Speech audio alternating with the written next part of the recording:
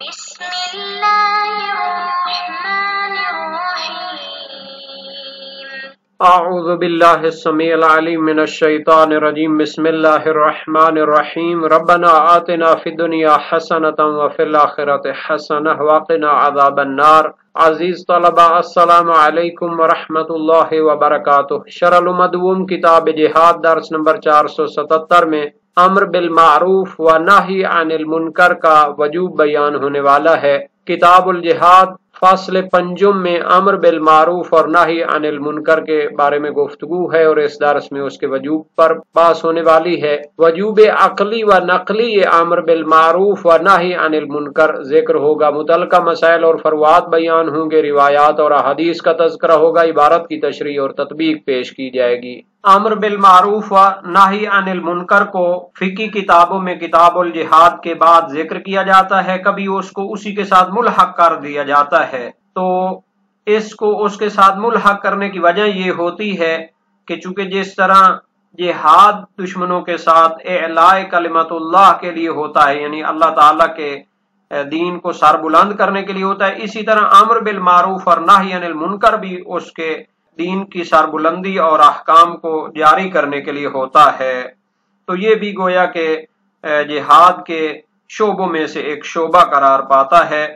دوسری بات یہ ہے کہ اکثر علماء جیسے علامہ ہلی نے تذکرۃ الفقہاء میں اور قواعد الاحکام میں امر بالمعروف اور نہی عن المنکر کو اسی عنوان اور نام سے ذکر کیا ہے، لیکن بعض فقہاء نے جیسے شہید اول نے دروس شرعیہ میں اسے کتاب الحسبہ کے نام سے ذکر کیا ہے۔ تو اس اختلاف کی وجہ یہ ہے کہ جو لوگ اس کو مستقل کتاب اور عنوان دیتے ہیں امر بالمعروف اور نہی عن المنکر کا، تو وہ اس کی اہمیت اور اس کی یعنی کہ نہایت ہی شان و شوکت کو بیان کرنا چاہتے ہیں، جیسا کہ قرآن مجید اور روایات میں بھی اس کے وجوب کی تاکید کی گئی ہے۔ اور جو اسے کتاب حسبہ میں ذکر کرتے ہیں تو حسبہ کا معنی ہوتا ہے یعنی امور حسبیہ کہ جن کو قائم کرنا ضروری ہے اور ان کو معطل کرنا جائز نہیں ہے۔ تو یہ بھی تدبیر معاشرے سے متعلق ہوتے ہیں، کہا جاتا ہے حسن الحسبہ یعنی حسن التدبیر ہے وہ شخص۔ تو چونکہ امر بالمعروف اور نہی عن المنکر کا خیال رکھنا اور اس کو جاری کرنا معاشرے کی تدبیر کے لیے بہت ضروری ہے، اس مناسبت سے اس کو وہاں پر ذکر کیا جاتا ہے۔ باقی معروف سے مراد لغت میں تو معلوم اور شناختہ شدہ ایک چیز ہوتی ہے، اور منکر سے مراد نامعلوم چیز ہوتی ہے۔ تو یہاں پر معروف سے مراد واجب اور منکر سے مراد حرام ہے۔ البتہ معروف کو مستحب پر بھی استعمال کیا جاتا ہے، لیکن وہ اس حد تک نہیں ہوتا جس حد تک معروف اور منکر کی بحث میں جو مسائل بیان ہو رہے ہیں۔ اور منکر سے مراد یہاں پر وہ قبیح اور حرام کام ہے کہ جس سے شدیداً منع کیا گیا ہے۔ اور یہ امر بالمعروف و نہی عن المنکر کبھی زبان کے ذریعے ہوتا ہے، کبھی عمل کے ذریعے ہوتا ہے۔ تو زبان کے ذریعے جیسے تبلیغ وغیرہ کرنا، اور عمل کے ذریعے یہ ہوتا ہے کہ مثلاً واجب کی ادائیگی کے لیے مختلف طریقوں سے اعمال کے ذریعے لوگوں کو اس کی طرف دعوت دینا، اور منکرات اور برائیوں سے عملاً ان کو روکنا۔ سب سے اہم بحث جو یہاں پر ذکر کی ہے شہید اول و ثانی نے، وہ یہ ہے کہ آیا یہ وجوب امر بالمعروف و نہی عن المنکر فقط شرعی ہے، قرآن و حدیث کی وجہ سے ہے، یا عقلاً بھی ہے؟ تو بعض اس کو فقط شرعاً مانتے ہیں اور بعض اس کو عقلاً اور شرعاً دونوں مانتے ہیں۔ تو جو لوگ اس کے وجوب عقلی کے قائل ہیں وہ کہتے ہیں کہ شرعیت کے دلائل قرآن و حدیث سے قاطع نظر بھی عقل اس کے وجوب کو درک کرتی ہے، اس کا وجوب عقل کے استقلالی احکام میں سے ہے۔ چونکہ امر بالمعروف اور نہی عن المنکر لطف ہے، یعنی واجبات کی انجام دہی میں اور ترک محرمات میں یہ مفید واقع ہوتا ہے۔ اور علم کلام میں ہے کہ جو چیز لطف و اللہ تعالیٰ پر واجب ہوتی ہے عقلاً، چونکہ اللہ تعالیٰ نے یہ جو شریعت بنائی ہے، مخلوقات کو خلق کیا ہے، اس کی غرض اسی کے ذریعے حاصل ہوتی ہے۔ لطف کا معنی ہر وہ چیز ہوتی ہے کہ جس کے ذریعے انسان اطاعت کے قریب ہو، معصیت سے دور ہو۔ تو عقل حکم کرتی ہے کہ اللہ تعالیٰ اسباب لطف امر بالمعروف فرمائے اور نہی عن المنکر فرمائے۔ اللہ تعالیٰ پر جو لطف واجب ہے اس کی دو قسمیں ہیں، کبھی تو وہ خود اس کو انجام دیتا ہے جیسے نبیوں کو بھیجنا یا امام کو معین کرنا، کبھی وہ دوسرے شخص کا کام ہوتا ہے یعنی انسان کا کام ہوتا ہے لیکن اللہ تعالیٰ اس کو واجب کرتا ہے۔ جو لوگ امر بالمعروف اور نہی عن المنکر کو فقط شرعی مانتے ہیں وہ اس دلیل پر اشکال کرتے ہیں، وہ کہتے ہیں کہ اگر جیسا آپ فرما رہے ہیں کہ یہ عقل کے مستقل احکام میں سے ہے کہ اسباب لطف اللہ تعالیٰ پر واجب ہے کہ وہ اس واجب کو انجام دے، تو عقلی جو حکم ہوتا ہے وہ کسی جگہ پر تخصیص بردار نہیں ہوتا، یعنی ایسا نہیں ہو سکتا کہ مثلا کسی جگہ پر اس کو چھوڑ دیا جائے یا کسی کے ساتھ خاص ہو، وہ تو تمام افراد کو شامل ہوتا ہے، تو اللہ تعالیٰ پر بھی واجب ہوگی امر بالمعروف اور نہی عن المنکر کرنا۔ تو اب ہم سوال کرتے ہیں کہ اللہ تعالیٰ نے اس کو انجام دیا ہے یا نہیں دیا؟ اگر اللہ تعالیٰ نے امر بالمعروف اور نہی عن المنکر کو انجام دیا ہو تو وہ تو قادر مطلق ہے، پھر کیسے ہو سکتا ہے کہ جب وہ امر بالمعروف کرے اور نہی عن المنکر کرے تو کوئی بندہ واجب کو چھوڑے یا معصیت کا ارتکاب کرے؟ حالانکہ ہم دیکھتے ہیں کہ معاشرے میں واجبات کو چھوڑا جاتا ہے، محرمات کا ارتکاب کیا جاتا ہے۔ اور اگر آپ کہیں کہ اللہ تعالیٰ نے اپنے واجب کو انجام نہیں دیا، امر بالمعروف اور نہی عن المنکر نہیں کیا، تو یہ بھی صحیح نہیں ہوگا، چونکہ اللہ تعالیٰ حکیم مطلق ہے، وہ قادر مطلق ہے، اس میں کوئی کمی نہیں کہ وہ اپنے واجبات کو انجام نہ دے۔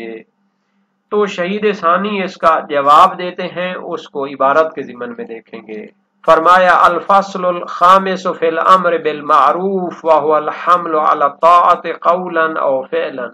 والنهي عن المنکر وهو المنع من فعل المعاصی قولا او فعلا۔ کتاب الجہاد کی 5ویں فصل امر بالمعروف کے بارے میں ہے۔ امر بالمعروف کا معنی ہے هو الحمل على الطاعة، یعنی اطاعت الہی پہ ابھارنا، وادار کرنا، قولا چاہے زبانی ہو او فعلا یا عمل کے ذریعے ہو، والنہی عن المنکر اور برائیوں سے منع کرنا، وہو المنع من فعل المعاصی یعنی معصیت اور نافرمانی کے کاموں کے ارتکاب کرنے سے منع کرنا، چاہے زبانی ہو چاہے عمل کے ذریعے ہو۔ وہما واجبان عقلا فی اصح القولین، شہید اول نے فرمایا امر بالمعروف اور نہی عن المنکر واجب ہیں عقلاً، شہید ثانی فرماتے ہیں فی اصح القولین، امر بالمعروف و نہی عن المنکر کے وجوب عقلی کے بارے میں دو نظریے ہیں، کچھ اس کے وجوب عقلی کے منکر ہیں، کچھ اس کو مانتے ہیں۔ صحیح تر قول یہی ہے کہ یہ واجب عقلی بھی ہے، و نقلاً اجماعاً، اور یہ وجوب نقلی بھی رکھتے ہیں یعنی قرآن و سنت کی روشنی میں وجوب شرعی بھی رکھتے ہیں، قرآن و سنت میں اس کے وجوب کو بیان کیا گیا اجماعاً، اس پر تمام فقہائے شیعہ کا اجماع اور اتفاق ہے۔ اما الاول فلانہما لطف، وجوب عقلی اس لیے ہے کہ امر بالمعروف اور نہی عن المنکر کرنا لطف ہے، لوگوں کو واجبات کی ادائیگی کے قریب کرتا ہے، محرمات سے بچاتا ہے۔ وَهُوَ وَاجِبٌ عَلَى مُقْتَضَى قَوَاعِدِ الْعَدْلِ، اور عدلیہ کے قواعد اور علم کلام کے ابحاث کا تقاضا یہ ہے کہ لطف اللہ تعالیٰ پر واجب ہوتا ہے، جیسے ہم کہتے ہیں کہ نبیوں کا بھیجنا لطف ہے، اللہ تعالیٰ پر واجب ہے، امام کو معین کرنا لطف ہے، اللہ تعالیٰ پر واجب ہے، کتابیں بھیجنا آسمانی لطف ہے، اللہ تعالیٰ پر واجب ہے، تو اسی طرح یہ بھی لطف ہے اور واجب ہے۔ وَلَا يَلْزَمُ مِنْ ذَلِكَ وُجُوبُهُمَا عَلَى اللَّهِ تَعَالَى اللَّازِمُ مِنْهُ خِلَافُ الْوَاقِعِ إِنْ قَامَ بِهِ۔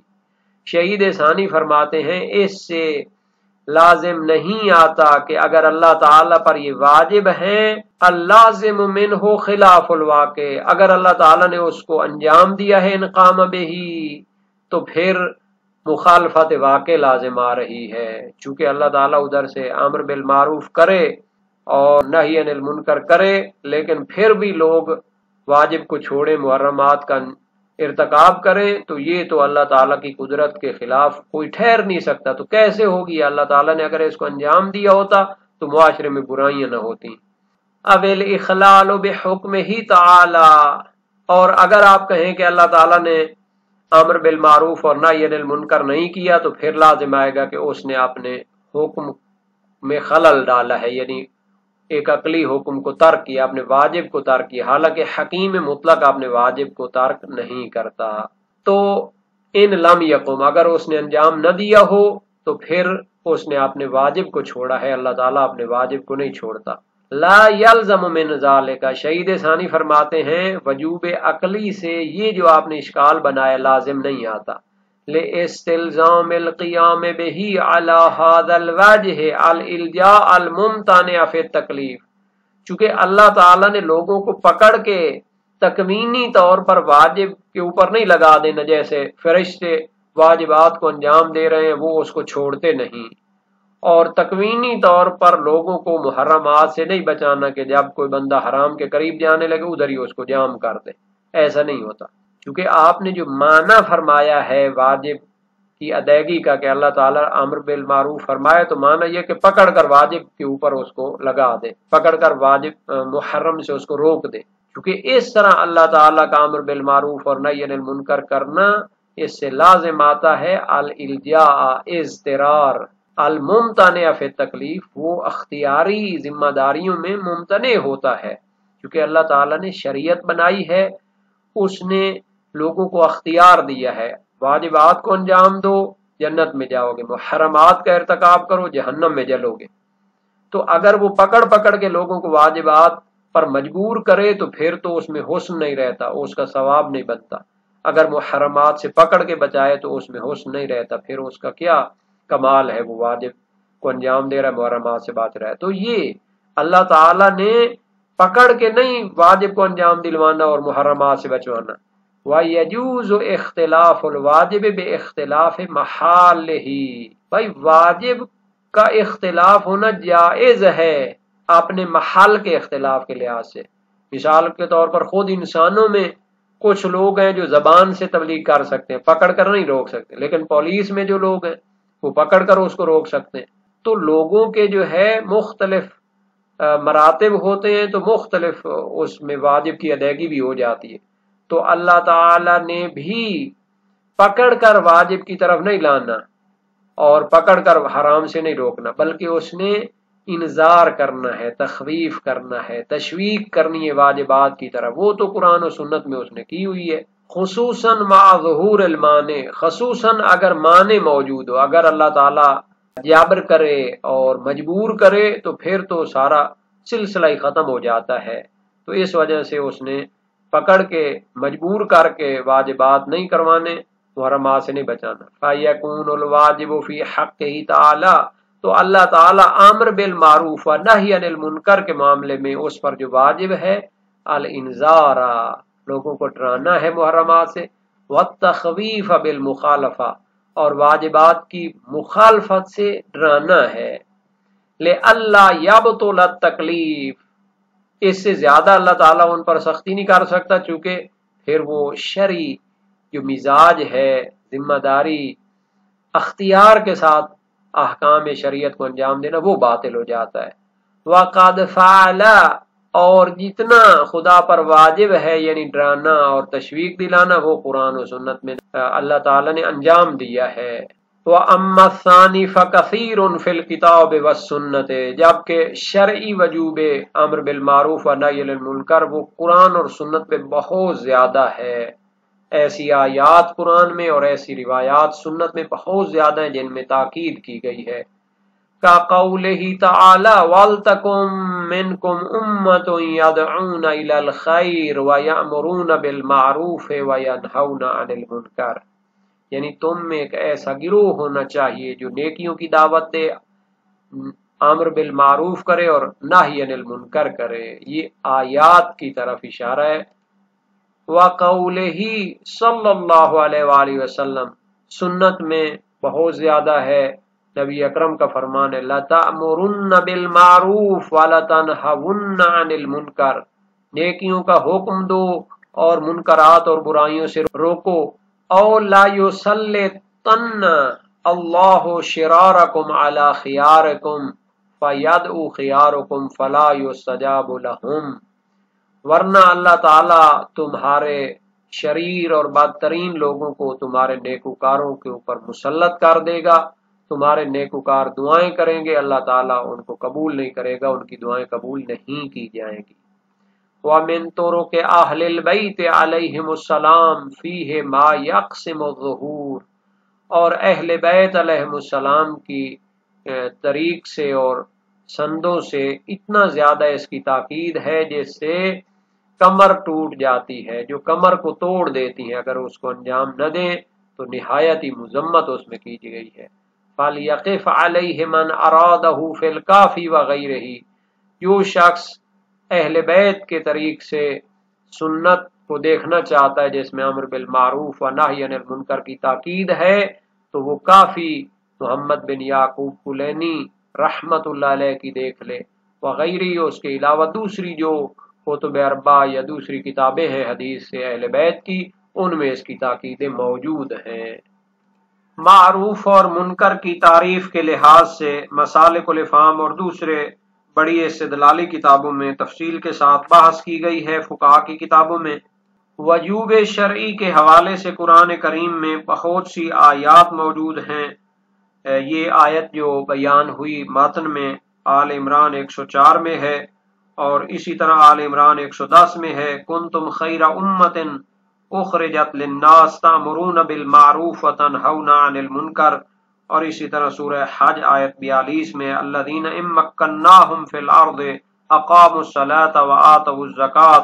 وامروا بالمعروف ونہوا عن المنکر وللہ عاقبۃ الامور، وہ جنہیں ہم اگر اقتدار عطا کریں زمین میں تو وہ نماز کی پابندی کریں گے، زکوٰۃ دیں گے، نیک باتوں کی ہدایت کریں گے، برے کاموں سے روکیں گے، اور اللہ کے ہاتھ میں تمام امور کا انجام ہے۔ اور روایات بھی بہت زیادہ ہیں۔ وسائل و شیعہ باب اول ابواب الامر بالمعروف والنہی عن المنکر میں ہیں۔ ابو سعید زہری کی روایت امام باقر و امام صادق علیہ السلام سے، ویل لقوم لا یدین اللہ بالامر بالمعروف والنہی عن المنکر، وائے ہو ان لوگوں کے لیے کہ جو امر بالمعروف اور نہی عن المنکر کو دین الہی میں نہیں سمجھتے۔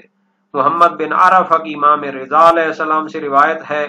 کہ امر بالمعروف کرو، نہی عن المنکر کرو، ورنہ تمہارے بدترین لوگ تمہارے اچھے پر مسلط ہو جائیں گے، پھر نیکوکار دعائیں کریں گے، قبول نہیں کی جائیں گی۔ اسی کی ایک اور روایت ہے، نبی اکرم کا فرمان ہے اسی معنی میں، اور مسعد بن صدقہ بھی اس معنی میں روایت کرتے ہیں۔ نبی اکرم نے فرمایا تھا، کیف بکم اذا فسدت نساؤکم وفسق شبابکم ولم تأمروا بالمعروف ولم تنہوا عن المنکر، اس وقت تمہارا کیا حال ہوگا جب تمہاری عورتیں فاسد ہو جائیں، تمہارے جوان فاسق ہو جائیں، تم امر بالمعروف اور نہی عن المنکر نہ کرو۔ تو کہا گیا یہ ہو سکتا ہے اے پیغمبر خدا؟ فرمایا نعم و شر من ذلک، اس سے بھی بدتر حالات آنے والے۔ کیف بکم اذا امرتم بالمنکر و نہیتم عن المعروف، جب تم نیکی سے روکو گے اور برائی کا حکم دو گے۔ عرض کیا گیا ایسا ہو سکتا ہے؟ فرمایا ہاں، اس سے بھی بدتر ہونے والا ہے۔ کیف بکم اذا رأیتم المعروف منکرا والمنکر معروفا، اس وقت تمہاری کیا حالت ہوگی جب تم نیکی کو برائی سمجھو گے اور برائی کو نیکی سمجھو گے۔ اور اسی کی ایک اور روایت ہے امام صادق علیہ السلام سے، نبی اکرم صلی اللہ علیہ وآلہ وسلم نے فرمایا اللہ تعالیٰ ضعیف اور کمزور مومن کو ناپسند کرتا ہے۔ عرض کیا گیا مومن ضعیف اور کمزور کون ہے جس کا دین نہیں ہوتا؟ فرمایا جو منکرات اور برائیوں سے نہیں روکتا۔ سکونی کی روایت بھی امام صادق علیہ السلام سے آبا و اجداد کے واسطے سے نبی اکرم سے روایت کی، جو بندہ امر بالمعروف نہی عن المنکر کرتا ہے، نیکی کی رہنمائی کرتا ہے، وہ اس کے ثواب میں شریک ہوتا ہے، اور جو برائی کا حکم دیتا ہے یا اس کی رہنمائی کرتا ہے تو وہ بھی اس کے عذاب میں شریک ہوتا ہے۔ باقر بن محمد کی روایت امام صادق علیہ السلام سے، لوگو امر بالمعروف کرو، نہی عن المنکر کرو، لم یقربا اجلا ولم یباعدا رزقا، کہ نہ یہ موت کو قریب کرتے ہیں نہ یہ رزق کو دور کرتے ہیں۔ مرسلہ شیخ توسی ہے نبی اکرم صلی اللہ علیہ وآلہ وسلم سے، میری امت اس وقت تک نیکی پر رہے گی جب تک امر بالمعروف اور نہی عن المنکر کرے گی، اور جب یہ نہیں کریں گے تو ان سے برکات اٹھ جائیں گی، ان پر مسلط ہو جائیں گے بعض، اور ان کا کوئی مددگار بھی نہیں ہوگا۔ جابر کی روایت امام باقر علیہ السلام سے ہے، اللہ تعالیٰ نے حضرت شعیب نبی کو وحی کی کہ میں تیری قوم کے 1,00,000 لوگوں کو عذاب دوں گا، 40,000 بدترین ہوں گے اور 60,000 نیکوکار ہوں گے۔ تو انہوں نے کہا خدایا یہ بدترین جو ہیں ان کا تو قصور ہے، لیکن نیکوکاروں کو کیوں؟ فرمایا داہنوا اہل المعاصی ولم یغضبوا لغضبی، یعنی وہ معصیت کاروں کے ساتھ صلح صفائی رکھتے ہیں اور میرے غضب